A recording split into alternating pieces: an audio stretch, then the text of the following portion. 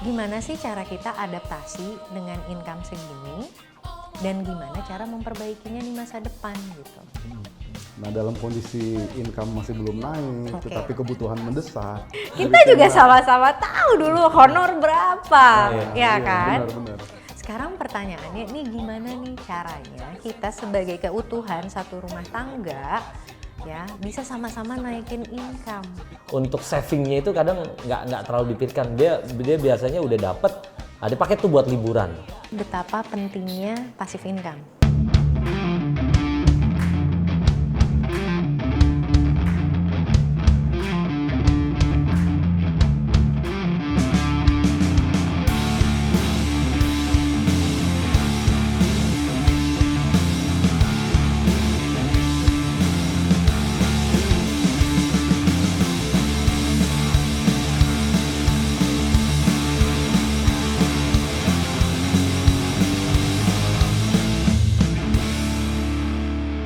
Halo Sobat Omdo dimanapun berada, kembali lagi di Bincang Omdo bersama saya Hatim Farabi dan Elba Damuri.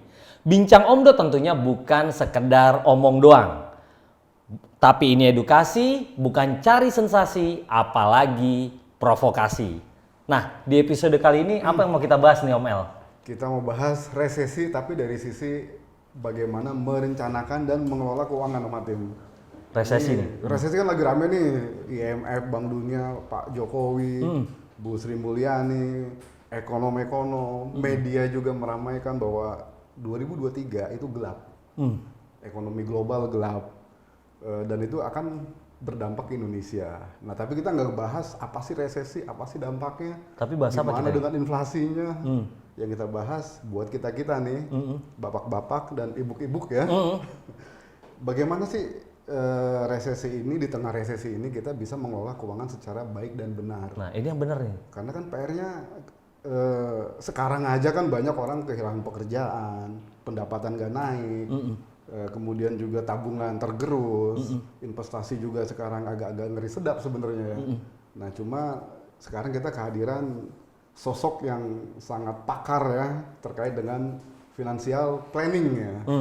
Ini ada Mbak Alia Natasha sebagai Certified Financial Planner ya, Mbak Alia ya. Ini. Selamat datang Mbak Alia. Kita panggilnya apa nih? Mbak Al aja. Mbak Al. Ya. Thank you nih udah datang ke studio kita nih, studio Omdo.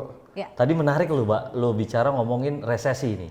Nah, kalau bicara resesi, kita dari skup kita dulu nih. Yang tadi lo bilang bapak-bapak dan ibu-ibu, terutama nih istri-istri kita nih kan, bagaimana sebenarnya menghadapi Kok banyak istri? istri ya. Bahaya nih istri ya. Menghadapi resesi tadi nih. Otomatis kan harus dimulai dari keluarga dulu nih kan, keluarga terkecil bagaimana bisa mengelola keuangan nih dalam menghadapi resesi. Ya. Ya, oke. Jadi memang kayaknya udah 2 bulan yang terakhir nih ya, yang namanya topik resesi ini cukup mengkhawatirkan. Digadang-gadang kalau akan resesi. Cuma kan kalau secara teori memang resesi itu akan terjadi ketika perlambatan ekonomi terjadi secara 2 kuartal. Yes. Tapi ternyata kuartal kemarin kita tidak melambat, kita tetap bertumbuh nih. Berarti kan kita nggak jadi resesi sebenarnya, ya Oke. kan? Jadi mungkin kalau aku boleh ini sih ya, kekhawatiran itu akan selalu ada selama sumbernya ini belum terpecahkan. Dan yang kalau kita melihat dari kenapa resesi ini muncul adalah karena hyperinflation. Ya kan? Kita tarik lagi, hyperinflationnya ini terjadi kenapa? Karena perang Ukraine dan Rusia. Nah, sekarang ini pertanyaannya, oke aku nanya nih, kerasa gajinya turun nggak? Enggak. Kerasa nggak? Gaji turun tapi pengeluaran nambah. Gajinya turun? Gaji Oke. tetap, pengeluaran Nambah. naik ya. Ya, dan ini sebenarnya dialami seluruh orang di dunia. Kenapa? Karena harga oil yang diakibatkan oleh perang Rusia dan Ukraina. Semua harga naik ketika si oil ini naik.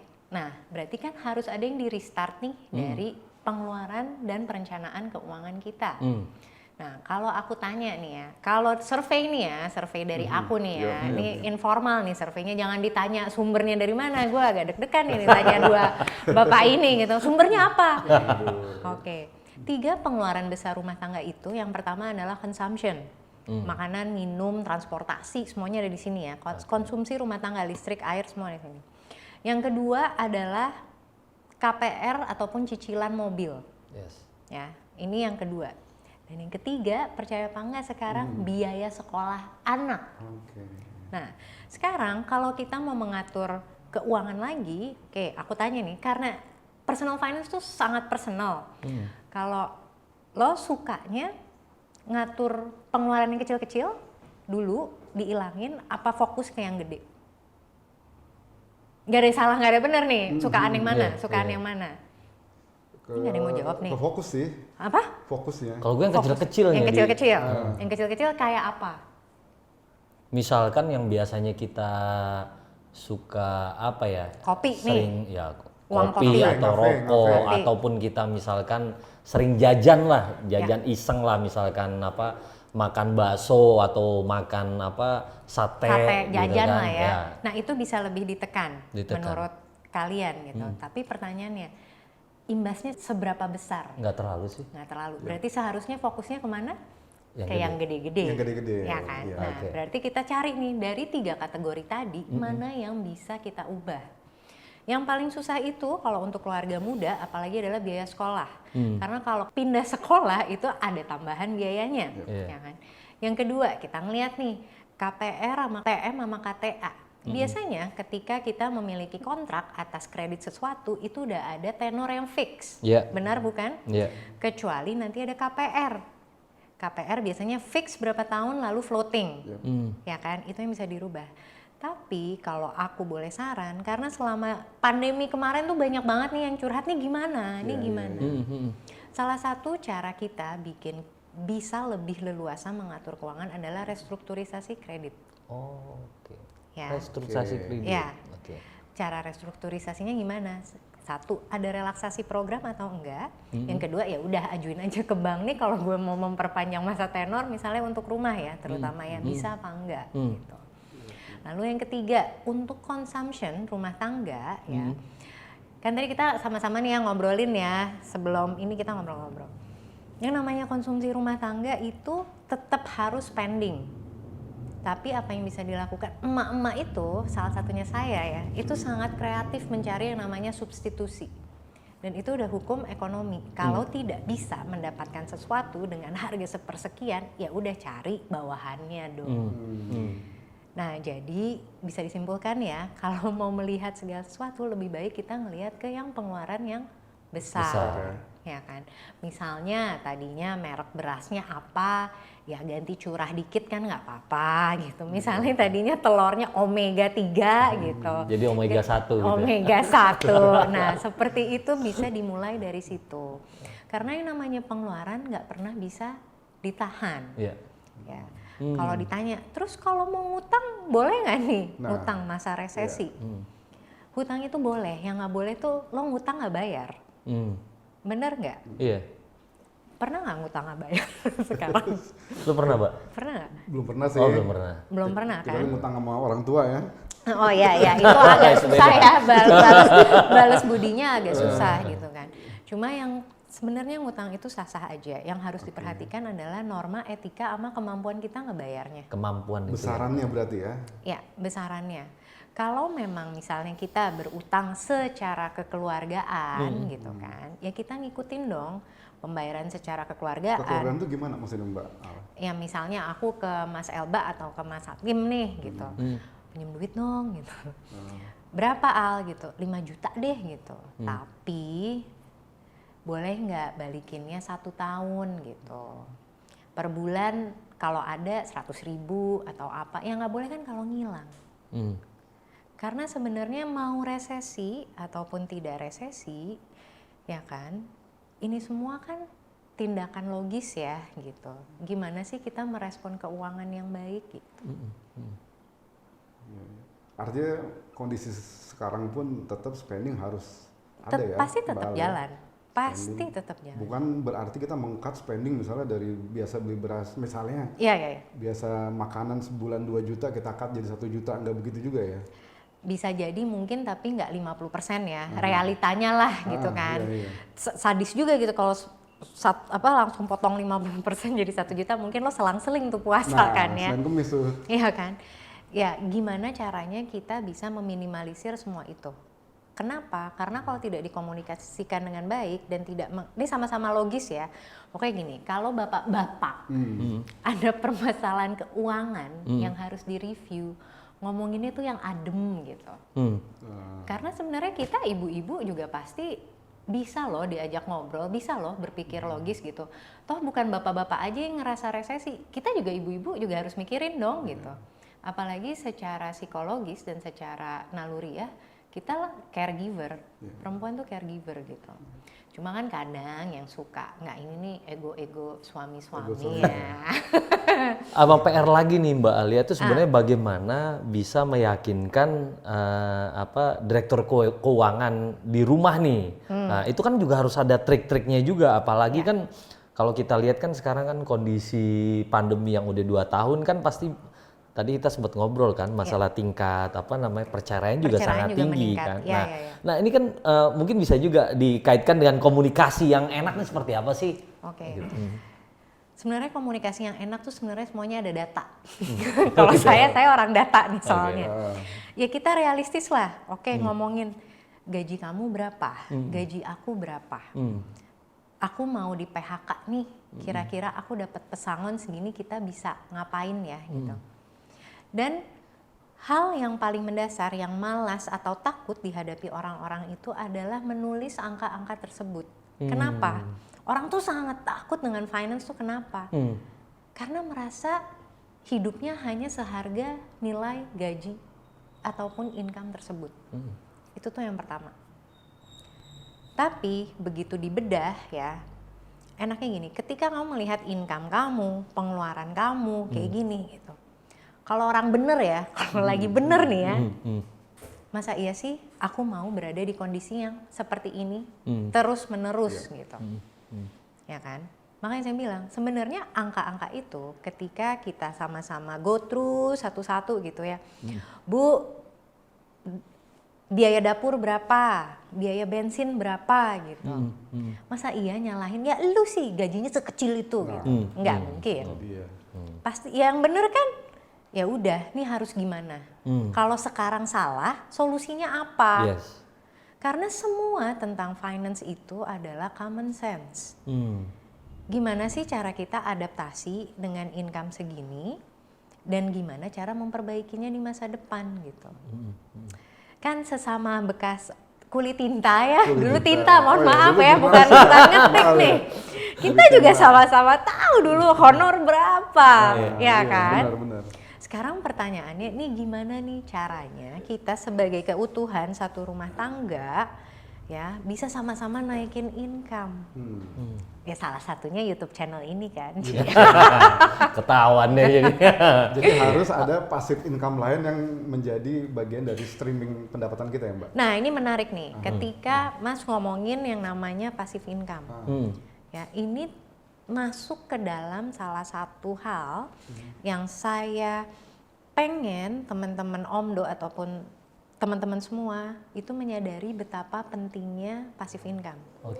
Bukan cuma untuk menutupi biaya hidup sekarang, bukan cuma untuk menutupi inflasi, tapi kalau kita pikir secara big picture, passive income itu bisa menghidupi biaya pensiun. Biaya pensiun? Biaya gimana pensiun. caranya itu? Nah, gimana? Menarik nih. Mbak Alia nih. Katakanlah Omdo sudah memiliki 1 juta subscriber dalam 10 tahun deh, gue kasih moderate case ya, 10 tahun nih. Gitu. Pendapatan bulanan yang tidak kalian sadarin dari iklan berupa dolar, bisa ribuan dolar, lo udah gak mikirin tabungan pensiun lo hidup dari channel Omdo. Kenapa? Karena gini ya, banyak kegagalan dari para pensiunan itu hanya bertahan dengan tabungan pensiun. Ya. Tabungan pensiun, nih kakek saya itu PNS nggak sih? PNS, ya itu sebulan 400.000 sekitar 10 tahun yang lalu. Masih almarhum soalnya sekarang. 400.000 di tahun 80-an sangat berharga. Besar, oh iya, besar. Besar ya, banget. Oke, kita anggap mereka nggak tahu nih investasi lah, apalah segala macam, mereka nggak tahu lah. Tapi 400.000 saat itu juga bisa loh beli tanah instead of cash, ya kan? Jadi kalau kita ataupun saya kayak, oh ya kalau tabungan pensiun lo harus ngitung biaya hidup lo 5 tahun sampai 10 tahun gitu. Begitu kita ngomongin yang namanya inflation, masuk ke market seperti sekarang hyperinflation, dijamin tabungan lo 3-5 tahun habis. Tergerus inflasi. Tergerus inflasi, kebutuhan hidup yang sangat tinggi, biaya kesehatan. Kenapa aku nggak masukin asuransi ke dalam kategori pensiun? Ya, karena banyak di produk-produk insurance sekitar 10 tahunan lalu itu hanya mengcover until 65 ke 70. Baru di renew sekitar 3 tahun belakangan ini, oh ya bisa nih punya produk insurance sampai coveragenya 99 tahun. Tapi pertanyaannya, siapa yang mau bayar premi? Kalau lo cuma berdasarkan tabungan. Dan preminya juga besar loh itu. Makin tua makin besar. Makin mahal, makin tua. Ya. Udah tua ya. Kerasa. Karena gue juga ikut asuransi ini juga, berasa banget. Nah itu pentingnya kita punya passive income. Saya agree memang harus berinvestasi, tapi di usia produktif ini justru pertanyaannya berapa passive income yang bisa kita bangun untuk punya tabungan, untuk bisa menghidupi kita di masa pensiun nanti. Jadi emang ketika usia produktif ini saat yang tepat kita untuk membangun passive income tadi ya Mbak, ya. Mbak Alia. Hustle. Nggak harus digital juga kan apa Nggak aja harus, gitu ya. nggak harus gitu. Karena menurut saya usia pensiun sekarang tuh udah bukan 55, 65. Kita bisa decide kok mau pensiun umur berapa. Ya? Mau seproduktif apa.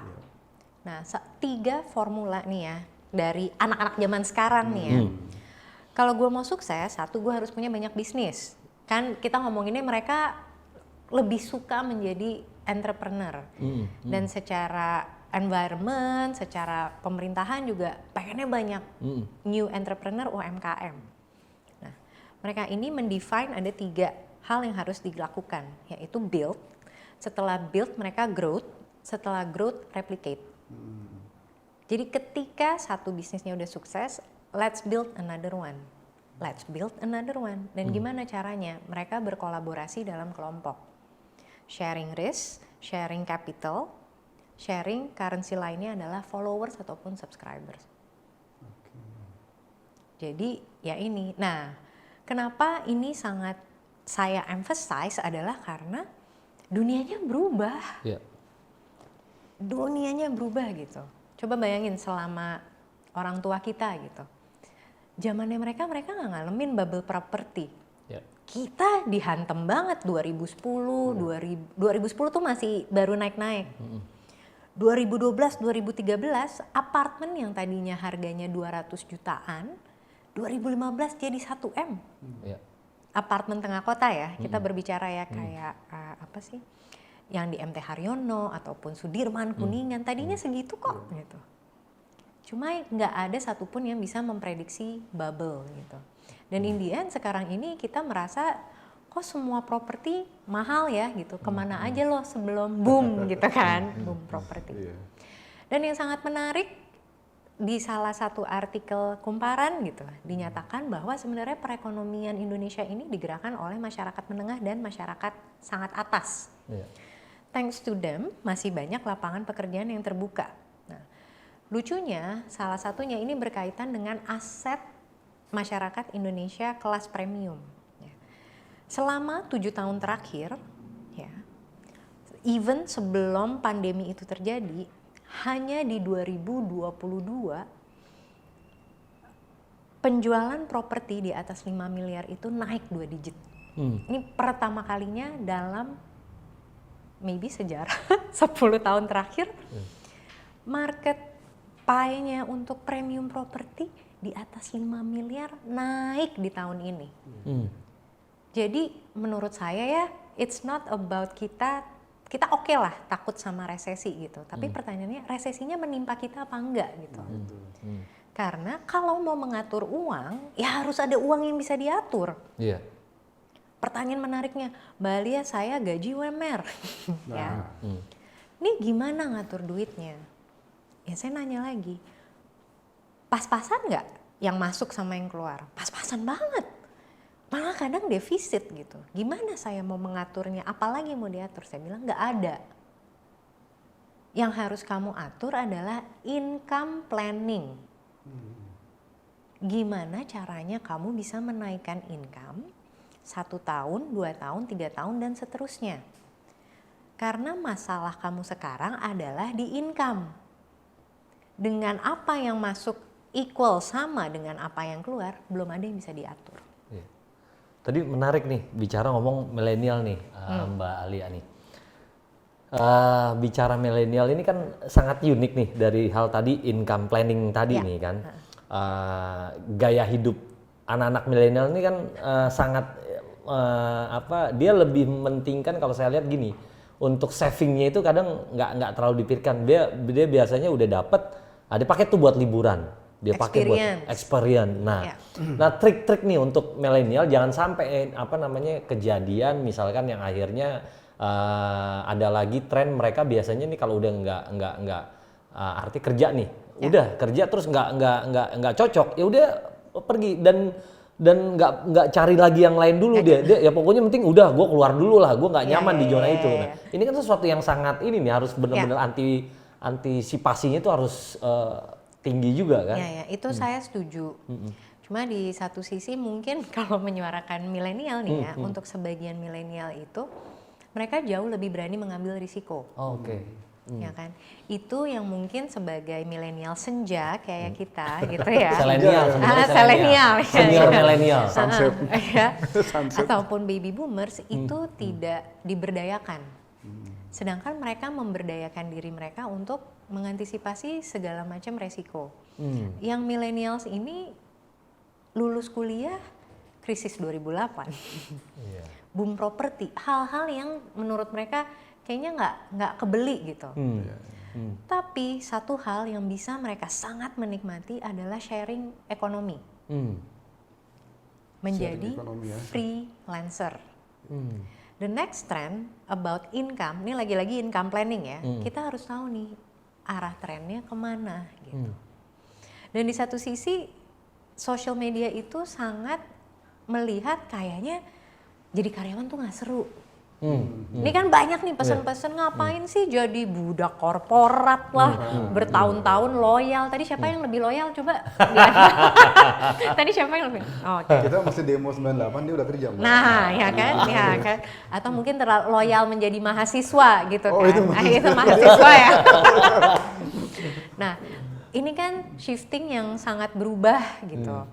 Nah, lagi-lagi ini ke personal choice.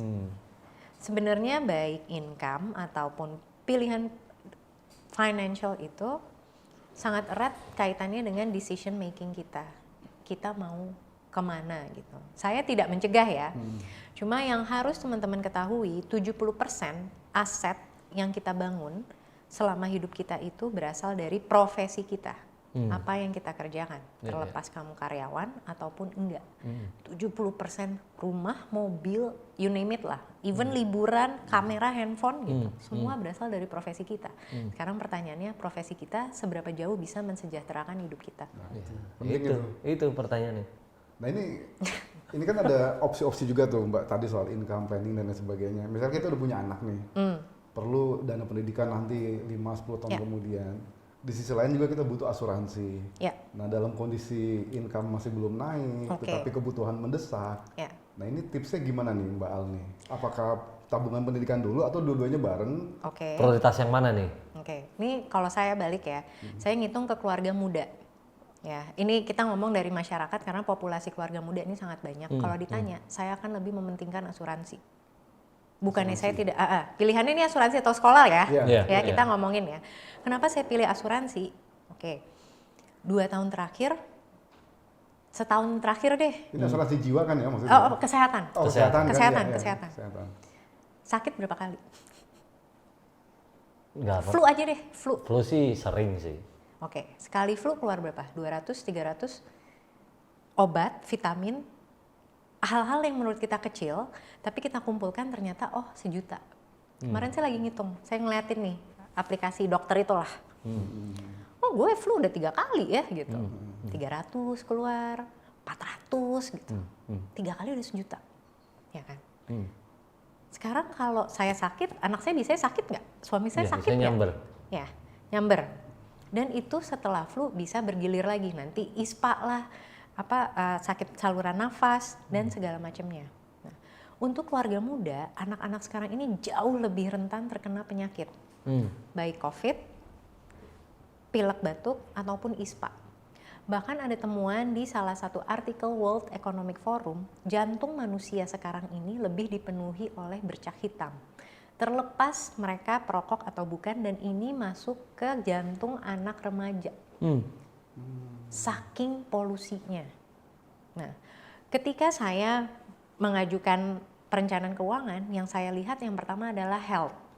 Karena bocor halus kita sebagai kesatuan keluarga itu berasalnya dari biaya kesehatan. Termasuk ketika pensiun, 50% uang bulanan kita itu masuknya ke biaya kesehatan. Beli vitamin, nanti encok, pegel, segala macam. Ya. Nah, kalau sekolah, kenapa saya menomorduakan sekolah dibandingkan kesehatan?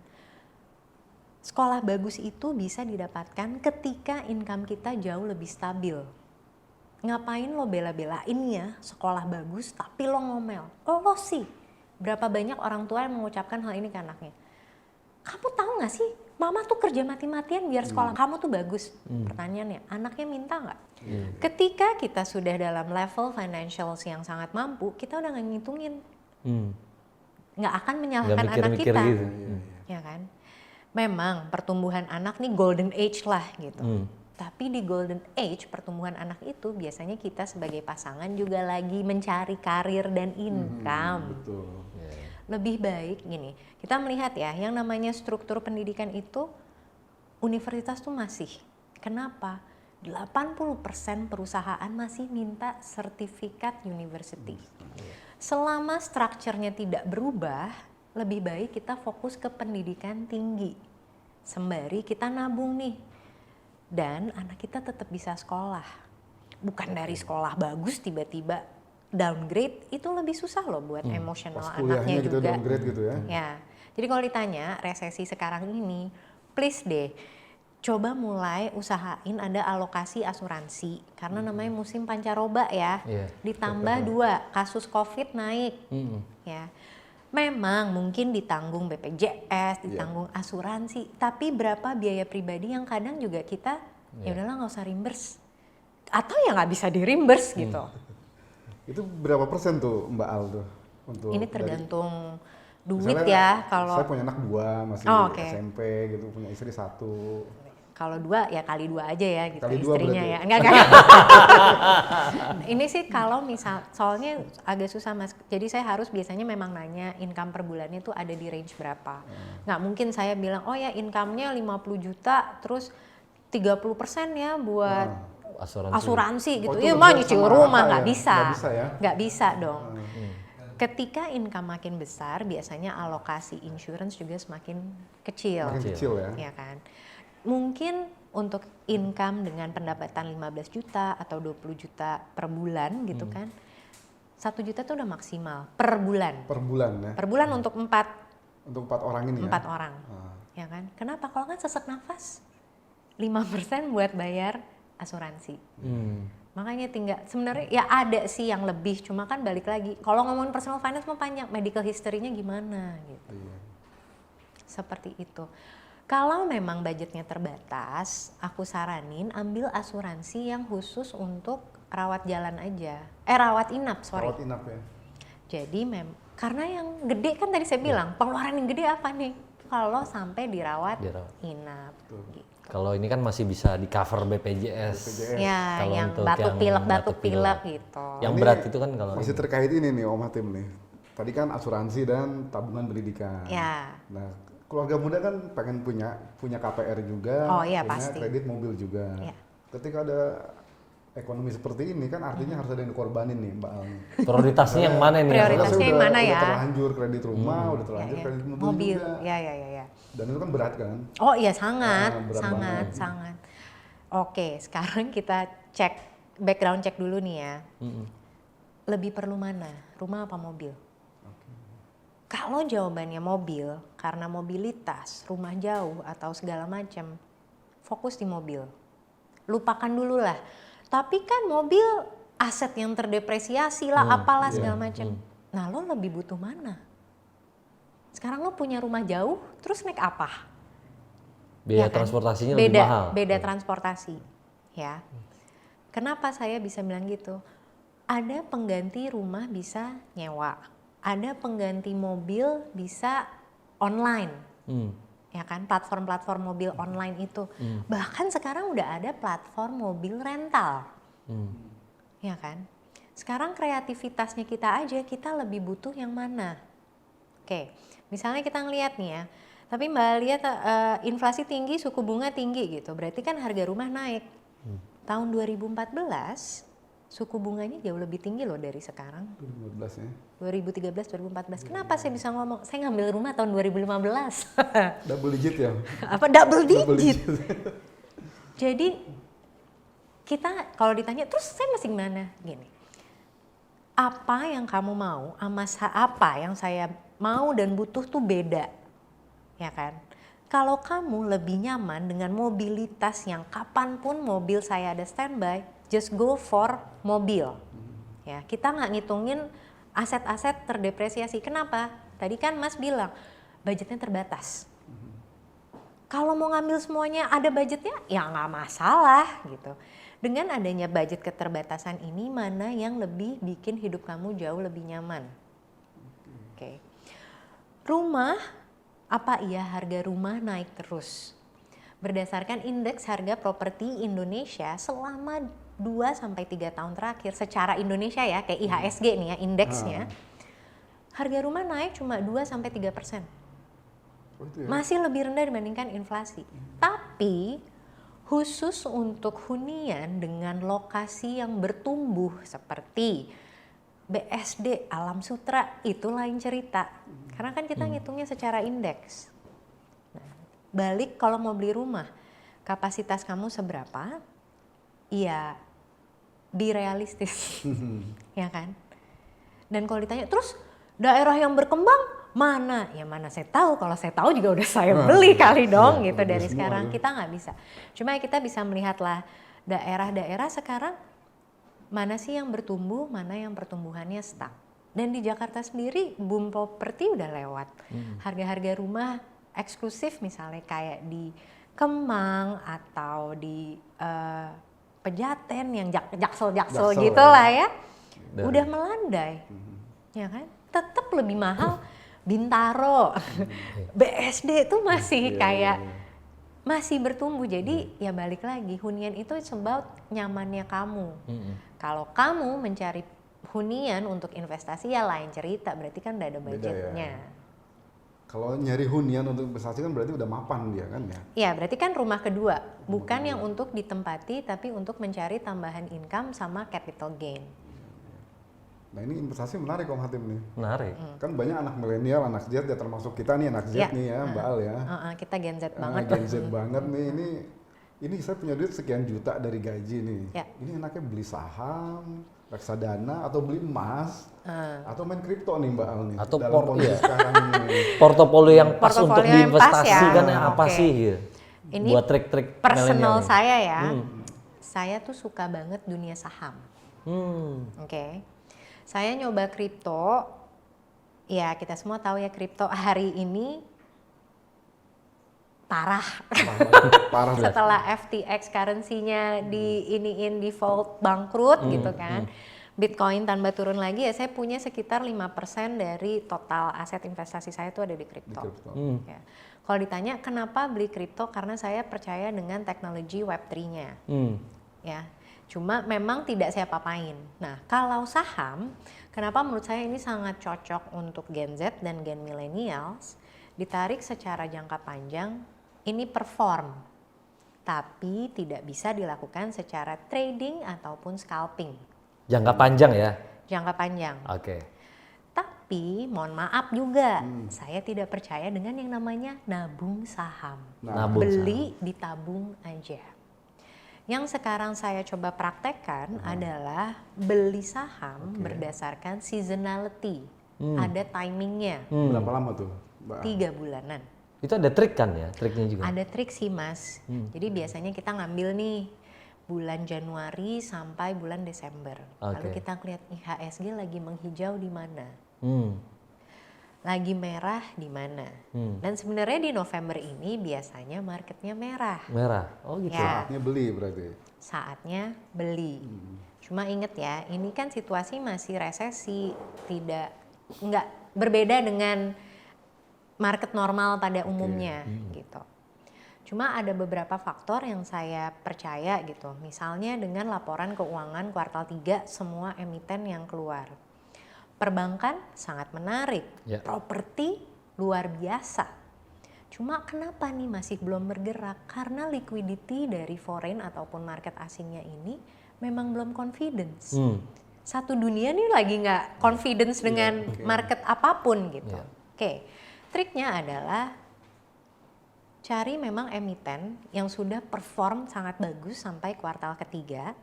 Karena even kuartal keempatnya misalnya negatif gitu, dia udah membukukan kuartal yang luar biasa selama 3 kuartal berturut-turut. Bagus ya. Ya kan? Kenapa? Karena in the end uang-uang gede, uang-uang foreign tetap butuh belanja, spending. Investor nanya dong, duit gue dikemanain? Iya. So there will be a time ketika capital flow masuk ke Indonesia ini. Nah pertanyaannya tinggal nunggu kapan gitu kan. Dan biasanya nanti sekitar akhir Desember atau Januari baru saya jual. Oke, ini sinyal bagus nih. Sinyal yang bagus kan? Karena kalau kenapa aku udah nggak bisa gitu nabung saham. Tadi kita ngomongin nih misalnya saham rumah nabung saham sakit. tuh kenapa, Mbak Al? Kenapa? harus Jatuhnya harusnya dihindari? investasi saham ya. Misalnya saya nabung nih sekarang, Ya. terus 10 tahun lagi saya ambil gitu atau gimana nabung saham Itu tidak berlaku ke seluruh emiten. Dan di BEI sekarang ada 800 emiten. Gimana caranya kita milih? Dan selama 2 tahun ini ya, coba deh aku tanya, nih pada main saham nggak nih? Pernah sih. Dikit main ya, dikit lah, oke. Saham yang perform tahun lalu perform nggak tahun ini? Banyak yang jeblok. Salah satunya saham bank digital, Bank digital. ya kan? Kesehatan, Kesehatan. ya kan? Iya. Alat-alat kesehatan yang sangat perform tahun lalu apa perform tahun ini? Nggak. Saham komoditas emas, nikel tahun lalu perform gila-gilaan, tahun ini enggak. Jadi di saham sendiri itu ada perubahan tren. Jadi yang namanya nabung saham harus ngikutin tren kayak fashion. Buy ketika kita melihat ada uptrend, sell ketika sebelum tren itu selesai. Ya. Salah satunya nih, dulu saya percaya banget saham rumah sakit yang ada di kawasan Karawaci. Beli dong di harga 12 ribuan gitu. Sekarang berapa? 2.000. 2000 ya. Saham properti tahun berapa tuh ya? Berapa tahun yang lalu gitu. Harganya 2.000-an. Sekarang 200 perak. Nah, Mengerikan ya. iya, makanya mengerikan. Nah, kalau yang namanya investasi saham, paling nggak kita bisa menyesuaikan dengan timing dan risk. Oke. Kalau mau main aman, memang ada di reksadana. Dan dulu saya juga belajar investasi di reksadana. Reksadana, ya. Cuma kebiasaannya orang-orang sekarang maunya cuan. Cuan dengan cara cepat tuh, Mbak Al. Ya, cuma kalau untuk sebagian sih ya, sekarang saya nanya lagi. Seberapa besar sih kemampuan kalian dalam dunia investasi? Seberapa tahu sih kalian dengan saham? Kalau kemampuan kalian sangat minim, mendingan do nothing. Oke. Nggak usah invest. Nggak usah masuk situ Nggak ya. usah invest apa-apa sampai kalian punya confidence itu sendiri. Kalau emas gimana, Mbak Al? Kan emas katanya always rise up gitu, selalu naik gitu. Emas itu selama 2 tahun terakhir ini sideways loh. Menyentuh 1 juta, sekarang 800-900. Turun malah ya. Ya, turun dari harga tertingginya. Tertingginya. Tergantung kamu belinya di berapa kan? Iya, iya. Nah, yang namanya investasi kan kita nggak tahu kapan naiknya, kapan turunnya. Jadi sebenarnya yang bisa kita lakukan adalah mencicil. Mau belinya apa? Mencicil Setiap bulannya. emas gitu ya. Salah satunya bisa. Atau reksadana Atau cicil. reksadana. Nah, jadi buat ibu-ibu ataupun pasangan muda ya coba aja minta dari sekarang emas gitu. Mas-mas Udah dapat ya. mas gantengnya Mas ya. gitu ya kan. Baru mas berikutnya. Ini baru mas Iya. berikutnya. Apalagi khusus untuk teman-teman yang ingin syariah. Oke. Pasti akan selalu di-encourage untuk mulainya dari Dari emas. emas ya. Tanah kan mahal banget ya Iya. gitu. Jadi kalau yang namanya investasi pasti ada ruginya. Cuma batasan rugi itu seberapa jauh sih bisa kita toleransikan. Menarik ini gini Mbak Alia, katanya ada semacam bukan rumus ya atau apa, kalau mau berinvestasi saham, pertama itu sebenarnya seseorang itu pertama dia harus punya dulu yang namanya tabungan. Ya. Kalau dia punya tabungan, baru tingkatan berikutnya baru dia berinvestasi saham. Karena kalau dia nggak punya tabungan, tiba-tiba dia langsung tadi berinvestasi saham, itu resikonya akan sangat tinggi. Karena dia katanya ini ada proses pembelajaran seperti itu. Kalau menurut Mbak Alia gimana nih? Oh iya, aku Untuk setuju. milenial nih, biar ini, karena apalagi kemarin kan sempet tren kaum milenial ini ada yang mohon maaf ya sampai dia bermain saham dia minjem duit dari pinjol atau apa untuk bermain saham. Nah, ini buat ini pesan aja nih ke milenial. Pesan aja. Oke, ya memang sih kalau misalnya mau investasi saham, sebelum punya modal, punya ilmunya. Oke, Pertama ilmu yang ya. pertama itu ya. Yang kedua adalah self control. Seberapa jauh kamu bisa menerima kalau diri kamu tuh salah dan kalah. Oke. Karena kenapa? Biasanya udah tahu salah, nggak mau ngaku kalah, top up, Mulai emosi. mulai emosi, salah. Oke, cara yang ini salah nih. Oke, kita coba lagi gitu. Itu nggak apa-apa selama kamu tahu mana yang harus dibenerin. Tapi yang ada biasanya average down terus sampai ya sahamnya misalnya gocap gitu. Ketika kita salah dan kalah, mungkin ada waktunya kita harus berhenti sejenak. Bekas anak pesantren tahu tumaninah nggak? Tumaninah kan? Iya, Nah, itu tumaninah. kan berhenti Kita harus sejenak ini. tuh. Ya, Menenangkan mungkin dulu. menenangkan diri, belajar salah yang mana gitu. Karena dari teman-teman trader saya yang berhasil, semuanya pernah kalah. Dan yang bisa mereka balik lagi dan sekarang jadi super trader adalah ketika mereka tahu salahnya di mana. Walaupun cut loss, ya udah, memang harus cut loss. Harus rela cut loss Harus ya. rela cut loss, tapi Jangan average down terus ya. jangan. Kalau cuma fokus di satu saham, kayak gini lah. Average down itu menurut aku, sekali diselingkuhin, salah, dimaafin, dikasih peluru lagi, selingkuh lagi, sampai down banget, nggak kelar-kelar, ya kan? Ada kalanya harus say goodbye. Say goodbye, merenung dulu, tumanina dulu. Tumanina. Menarik. Tapi nggak berasa loh, Mbak. Kalau kita ini ngobrol udah 30 menit nih, Mbak Oh Alia. iya? Waduh. Oke. 3 menit lebih ya Mbak Alia. Iya. Tapi setidaknya tadi dari Mbak Alia ini benar-benar kita dapat insight ya, terutama sahabat Omdo juga ya terkait masalah bagaimana mengelola keuangan secara tepat dan benar ya. Sangat menarik dan dalam nih ilmu dari Mbak Al nih buat kita-kita nih. Ya. Dari tabungan, kredit sampai investasi. Ya ini curahan hati istri-istri biasanya kalau dari saya ibu-ibu Nah, kita gitu bapak-bapak juga merasa ini juga. Oke, sahabat Omdo dimanapun berada, jangan lupa untuk like, komen dan subscribe. Tentunya Bincang Omdo bukan sekedar omong doang, tapi ini edukasi, bukan cari sensasi, apalagi provokasi. Oke, dari kami semua di sini, Om Elba, saya Hatim Farabi, dan Mbak Alia yang luar biasa sebagai bintang tamu di episode kali ini, mengucapkan terima kasih. Salam sehat selalu.